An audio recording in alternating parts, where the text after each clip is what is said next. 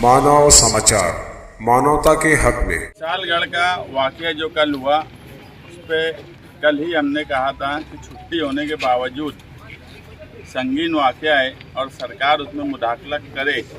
इसलिए हमने आज आकर प्राण साहब के यहाँ पर तहसीलदार को निवेदन दिया और ये मांग की है कि विशालगढ़ में मस्जिद और दरगाह और कुछ मजलूम लोगों के घरों पर जिस तरह से पुलिस के सामने तलवार लाठी से उनको मारा गया, मस्जिद को तोड़ा गया, कुरान शरीफ की बेहुरमती की गई, ऐसे लोगों पे सख्त से सख्त कार्रवाई सरकार की जानिब से होना चाहिए।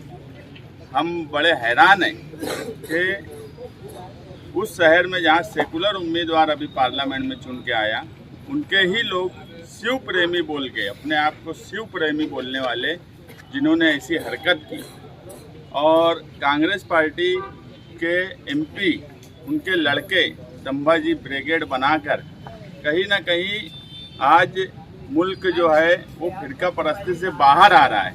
मगर जब सेकुलर पार्टी के नुमाइंदे होने के बावजूद ऐसी जगह पर ऐसा वाकया हो तो हम किसको दोष दें?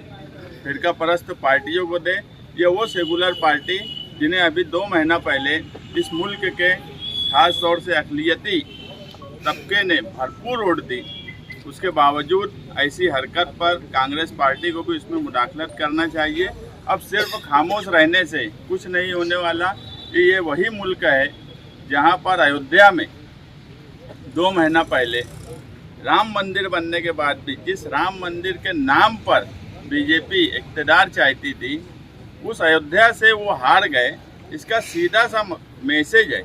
अभी उपचुनाव हुआ, बद्रीनाथ से हार गए जो मजहबी मुकाम है, ये सीधा सा मैसेज है कि इस मुल्क में मजहब के नाम पर, फिरका परस्ती के नाम पर ये मुल्क में ना हिंदू वोट देगा ना मुसलमान वोट देगा। हम अगर मुसलमान को मुसलमान वोट नहीं दिया, उसने अखिलनी मेजॉरिटी तबके के हिंदुओं को भरपूर वोट दिया, मगर उसके बाद भी अगर हम महफूज नहीं हैं इस मुल्क में, और ख़ास तौर से महाराष्ट्र जो इंडस्ट्रियल स्टेट कहलाता है, यहाँ पर अगर हम महफूज नहीं हैं तो हम कहाँ महफूज रहेंगे? इसलिए ऐसे लोगों पर सख्त से सख्त कार्रवाई होना चाहिए और जो लोग इस तरह की धींगा मस्ती कर रहे हैं उन पे फ़ौरन रोक लगना चाहिए। वहाँ अतिक्रमण के नाम पर जो वाकया हुआ, हमारी मालूमात में हाई कोर्ट ने उस पर स्टे दिया हुआ था, और कोई कार्रवाई अगर अतिक्रमण की भी है तो प्रशासन करे, ना कि कोई लाठी काठी इससे करे। अगर इस तरह की हरकत दूसरा तबका भी करने लगे तो इस मुल्क का, महाराष्ट्र का लॉ एंड ऑर्डर की सूरत हाल क्या होंगी? ऐसा नहीं है कि दूसरा तबका कमज़ोर है, दूसरा तबका भी बहुत बहादुर है, ये सब जानते हैं कि वो किसी से डरते नहीं। मगर बाबा साहेब के संविधान और कानून का लिहाज और पास रखना हमने हमेशा सीखा है। कोई अगर ये कहेंगे कि हम इस राजा के ख़ानदान के हैं इसलिए हम कुछ भी कर सकते हैं, ना इस मुल्क में राजा का राज चलने वाला है, राजा के ख़ानदान का, ना किसी बादशाह के ख़ानदान का राज चलने वाला है। इस मुल्क में सिर्फ बाबा साहेब अम्बेडकर के संविधान का राज चलता है।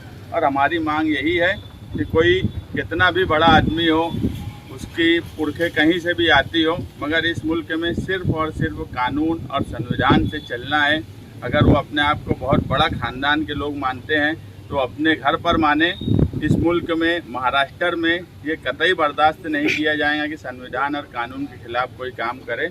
इसलिए ऐसे लोगों पे सख्त से सख्त कार्रवाई होना चाहिए।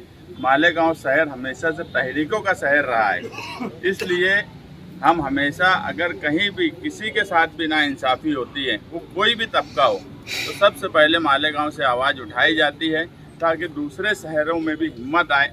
मैं कल भी बोला था, मालेगांव शहर के सियासी लीडरान, समाजी दीनी तंजीमें, वो भी अपने अपने तौर पे इस मामले में हिम्मत जुटाना चाहिए।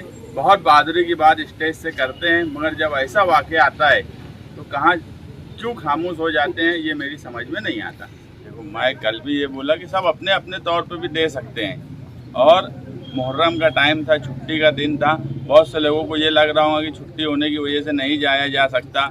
हम सियासी लोग हैं, रोज़ाना का हमारा काम काज ऑफिस से होता है, हमको पता है कि जब हम जाएंगे तो ऑफिस भी खुल जाएंगे, ऑफिसर भी आ जाएगा। हो सकता है ये दबदबा सबको नहीं समझता होगा, तो मैं इस पर कुछ बोल नहीं सकता। मगर एक बात तो बिल्कुल सही है, जैसे आप बोले ये शहर मस्जिद और मीनारों का है, हम भी यही चाहते हैं कि ये शहर मस्जिद, मीनारों और तहरीक से जाना जाए। लेकिन देख रहे हैं कुछ दिनों से ये शहर पिस्तौल की पॉलिटिक्स से जाना जा रहा है, जो कि कतई मुनासिब नहीं है। पिस्तौल की पॉलिटिक्स से ख़त्म होना चाहिए। जुल्म और नाइंसाफ़ी के ख़िलाफ़ पीछे 12 नवंबर से लेकर ये सामने ईदगाह ग्राउंड पे यहाँ रिजवान सर भी हाजिर हैं। क्रिकेट नहीं खेलने दिया गया तो भी कोई एमएलए, साबिक एमएलए के पास कोई नहीं गया, वो हमारे ही पास आए, हमें यहाँ आए और क्रिकेट खेलने दिए। तो लोगों को भी हमसे ही उम्मीद है और हम कोशिश करते हैं कि उस उम्मीद पर हम खरा उतरें। और एक बात सीधी सी है, इस जुल्म और नाइंसाफ़ी के ख़िलाफ़ हम कभी किसी से डरे नहीं हैं, ना कभी डरेंगे। हम हमेशा जुल्म और नाइंसाफ़ी के खिलाफ़ बोलते रहेंगे, एहतजाज करते रहेंगे, क्योंकि अगर बोलना और एहतजाज करना भी बंद कर दिए तो उन मजलूमों के बारे में कौन बोलेगा। इंसाफ दो, इंसाफ दो। कोल्हापुर के मुसलमानों को इंसाफ दो, इंसाफ दो। कोल्हापुर के मुसलमानों को इंसाफ दो, इंसाफ दो।